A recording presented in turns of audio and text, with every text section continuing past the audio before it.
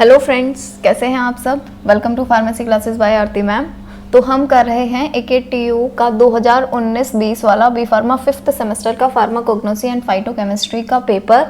इस पेपर के जितने भी क्वेश्चंस थे सेक्शन ए सेक्शन बी के, वो सारे के सारे ऑलरेडी हो गए हैं। अगर आपने नहीं देखे हैं तो चैनल पे जाके देख सकते हैं। आज हम करवाने वाले हैं सेक्शन सी का 3rd क्वेश्चन यानी कि सी क्वेश्चन। तो चलिए वीडियो को करते हैं स्टार्ट। ये जो क्वेश्चन आया था ये था describe isolation and analysis of curcumin, ये क्वेश्चन आया था।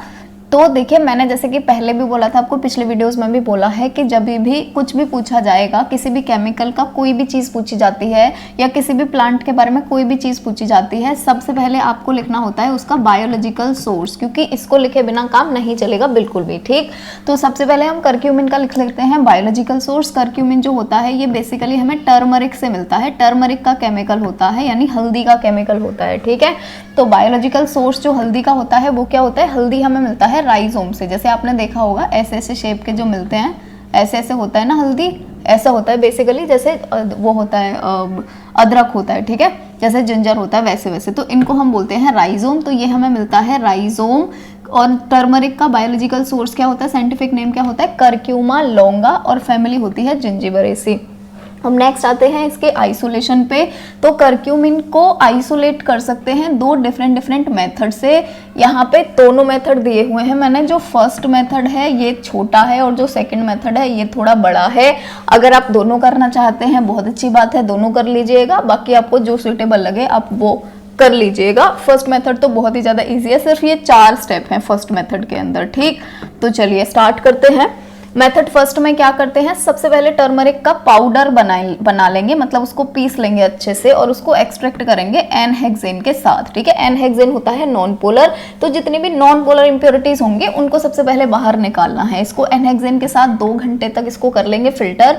2 घंटे तक कर लेंगे इसका एक्सट्रैक्शन करने के बाद में इसको कर देंगे फिल्टर। ठीक, तो देखिए जब भी हम फिल्टर करते हैं फनल में डाल के कोई भी चीज को, ये फनल है और यहाँ पर ये हो गया हमारा बीकर, तो यहाँ पर नीचे जो आ जाता है इसको हम बोलते हैं फिल्ट्रेट या फिर एक्सट्रैक्ट। ठीक है, और जो ऊपर यहाँ पे आ जाता है फनल के ऊपर, फिल्टर पेपर के ऊपर जो भी रेजिड्यू बच जाता है उसको हम बोलते हैं मार्क।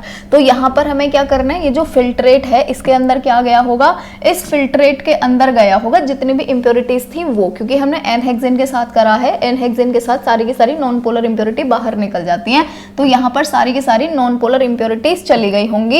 लेकिन हमें क्या चाहिए, हमें चाहिए करक्यूमिन। तो करक्यूमिन कहाँ पे बच गया, अभी एक्सट्रैक्ट इसके अंदर बच गया, मार्क के अंदर बच गया।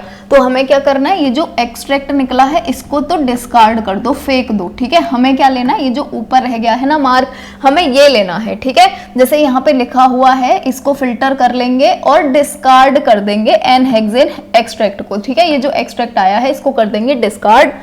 जो मार्क है यानी जो ऊपर रह गया है इसको ले लेंगे और इसको एक्सट्रैक्ट कर लेंगे एसीटोन के साथ में 2 घंटे तक। एसीटोन के साथ आसानी से करक्यूमिन के जो क्रिस्टल्स हैं वो बन जाते हैं आसानी से। तो अभी सिंपल इसको उठाओ और इसका एक्सट्रैक्शन लगा दो एसीटोन के साथ। ठीक, एसीटोन के साथ में जब भी हम इसको एक्सट्रैक्ट करेंगे अच्छे से, उसके बाद में इसको कर लेंगे फिल्टर और जो भी एसीटोन का एक्सट्रैक्ट आएगा उसमें से एसीटोन को करा देंगे इवेपोरेट। ठीक है, उसको डिस्टिल्ड ऑफ कर देंगे। यहाँ पे आप इवेपोरेट भी लिख सकते हैं कि एसीटोन जो है उसको हमने इवेपोरेट करा दिया है। इवेपोरेट करवाने के बाद में जो भी नीचे पाउडर बचेगा या जो भी क्रिस्टल्स बचेंगे वो किसके होंगे, करक्यूमिन के होंगे। ठीक है, तो ये यहाँ पर क्रिस्टल ऑलरेडी ऑब्टेन हो गए हैं, करक्यूमिन ऑलरेडी आ गया है। लेकिन फिर भी अगर और ज्यादा प्योरीफाइड फॉर्म में चाहिए तो हम इसका रिक्रिस्टलाइजेशन करवा लेंगे, किसके साथ, हॉट इथेनॉल के साथ में, जिससे हमें ऑरेंज रेड कलर के निडल शेप क्रिस्टल मिल जाएंगे। और ये क्रिस्टल किसके होंगे, यही ही होंगे करक्यूमिन के। तो अब बात करते हैं मेथड 2 की। जो मेथड 2 है इसमें हम क्या करते हैं, सबसे पहले हम टर्मरिक का पाउडर लेंगे, सेम उसी की तरह जो हम उसमें कर रहे थे। तो यहाँ पर हमने ले लिया है टर्मरिक का पाउडर और इसको हमने यहाँ पर एक्सट्रैक्ट कर लिया है एल्कोहल के साथ में, सॉक्जेलेट एक्सट्रैक्शन मेथड को यूज करके। ठीक। इसके बाद में क्या करेंगे, इसके बाद में एल्कोहलिक एक्सट्रैक्ट जो है उसको कर लेंगे फिल्टर और कॉन्सेंट्रेट कर लेंगे अंडर रिड्यूस्ड प्रेशर। ठीक है, जितना भी एल्कोहल का जो भी एक्सट्रैक्ट आया था उसको फिल्टर कर लिया अच्छे से। फिल्टर करने के बाद में जो भी हमारे पास फिल्ट्रेट है या एक्सट्रैक्ट है उसमें से हम एल्कोहल को करवा देंगे इवेपोरेट। और कितना इवेपोरेट करवाएंगे, जब तक कि वो सेमी सॉलिड सा ना बन जाए तब तक। ये जो सेमी सॉलिड सा रेजिड्यू है, जैसे समझो यहाँ पर ये रेजिड्यू है, ये है जो हमने एल्कोहल को इसमें से इवेपोरेट करवा दिया है, थोड़ा थोड़ा सा एल्कोहल है इसमें, मतलब ये सेमी सॉलिड सा रेजिड्यू है। अब ये सेमी सॉलिड रेजिड्यू है, इसमें हम डाल देंगे बेंजीन। ठीक, बेंजीन यहाँ पर क्यों डाल रहे हैं, क्योंकि इसके अंदर जितने भी नॉन पोलर चीजें हैं उनको हम सेपरेट आउट कर सके इसके वजह से। ठीक है, क्योंकि बेंजीन जो होता है ये होता है नॉन पोलर। जो काम हम अपने पिछले वाले वीडियो में एन-हेक्सेन के साथ करवा रहे थे ना, वही सेम काम हम यहाँ पर करवा रहे हैं बेंजीन के साथ। ये दोनों ही नॉन पोलर हैं, बेंजीन भी और एन-हेक्सेन भी। ठीक है, तो जो काम एन-हेक्सेन से हो रहा था यहाँ पर हम वही सेम काम करवा रहे हैं बेंजीन से। जैसे ही हम इसके अंदर बेंजीन डालेंगे, देखिए बेंजीन डालेंगे तो बेंजीन नॉन पोलर है और जबकि ये नीचे वाला पोलर है, तो दोनों लेयर अलग अलग बन जाएंगे। बेंजीन वाला लेयर है ऊपर वाला रेड वाला, और ये नीचे वाला लेयर कौन सा हो गया, ये बेंजीन का लेयर है, और ये नीचे वाला लेयर है एल्कोहलिक लेयर। ठीक, तो अब क्या होगा, यहाँ पर ये जो एल्कोहलिक लेयर है इसमें जितनी भी इम्प्योरिटीज होंगी, ये जितनी भी इम्प्योरिटीज होंगी नॉन पोलर, ये सारी की सारी ट्रांसफर हो जाएंगी ऊपर वाले लेयर में, बेंजीन वाले लेयर में। यहाँ पर फिर कोई भी नॉन पोलर पार्ट रहेगा ही नहीं।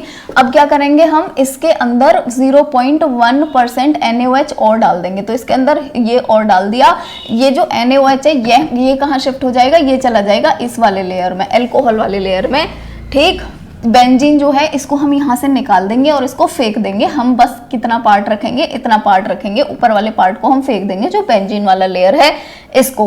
ठीक, इसके बाद में हमें क्या करना है, ये वाला जो पार्ट आया हमारे पास, जैसे सपोज करो हमने दूसरा बीकर ले लिया और इसमें ये जो नीचे वाला पार्ट था, एल्कोहल वाला पार्ट था, चलो ग्रीन पार्ट से ही बना देते, ग्रीन कलर से ही बना देते हैं। हमारे पास जो ये एल्कोहल वाला बच गया, इसमें NaOH भी पड़ा हुआ है, जो हमने ये NaOH भी डाला था। ठीक है, इसमें हम अभी डाल देंगे HCl।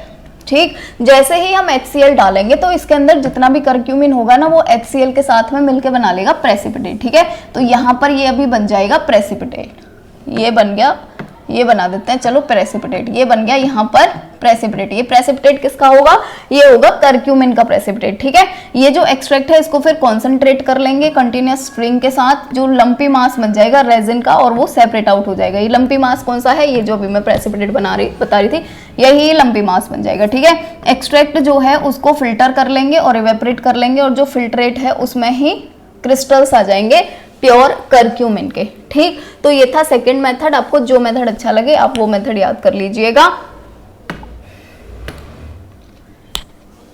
चलिए नेक्स्ट पढ़ते हैं आइडेंटिफिकेशन। आइडेंटिफिकेशन टेस्ट है ना, यहाँ पे आपको पूछा नहीं है लेकिन फिर भी मैंने लिख दिया है, याद कर लेना। हो सकता है अब जो ये पेपर में आए पूछने के लिए तो वहां पर आइडेंटिफिकेशन टेस्ट भी लिख दें, क्योंकि आपके सिलेबस में तो है ही। ठीक, तो आइडेंटिफिकेशन में हम क्या करते हैं, सिंपल है, जो भी करक्यूमिन का सैंपल है उसके अंदर दो चीजें डालनी है, एसिटिक एनहाइड्राइड डालना है एंड कॉन्सेंट्रेटेड सल्फ्यूरिक एसिड डालना है, वॉयलेट कलर आ जाएगा इन दोनों को डालते ही। ठीक, अब ये जो वॉयलेट कलर है, अगर इसी को ही हम यूवी लाइट के अंदर देखेंगे ना, तो ये वॉयलेट कलर हमें रेड फ्लोरेसेंस की फॉर्म में दिखेगा।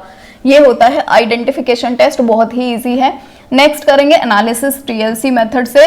तो यहाँ पर सबसे पहले सैंपल का प्रिपरेशन करेंगे, 1 mg करक्यूमिन लेंगे, 1 ml में उसको करवा देंगे डिसॉल्व, 1 ml मिथेनॉल के अंदर। स्टैंडर्ड प्रिपरेशन कैसे करेंगे, सेम स्टैंडर्ड करक्यूमिन लेंगे, कितना लेंगे 1 mg, और इसको सेम डिसॉल्व करवा देंगे, ऐसे भी लिख लीजिएगा पूरा, डिसॉल्व करवा देंगे 1 ml मिथेनॉल के अंदर।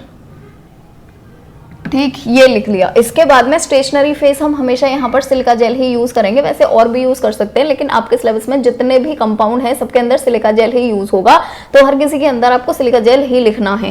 मोबाइल फेज यहाँ पर कौन कौन सी लेंगे, क्लोरोफॉर्म, इथेनॉल और ग्लेशियल एसिटिक एसिड लेंगे, जिसका रेशो हम रखेंगे ये, आप इसको 9.4 रेशो 0.5 रेशो 0.1 ऐसे करके भी लिख सकते हैं, क्योंकि हमें 10 के रेशो में लेना होता है। अगर आप ऐसे भी लिखेंगे तो भी गलत नहीं है, ऐसे भी लिख सकते हैं, ऐसे भी लिख सकते हैं, कैसे भी लिख सकते हैं।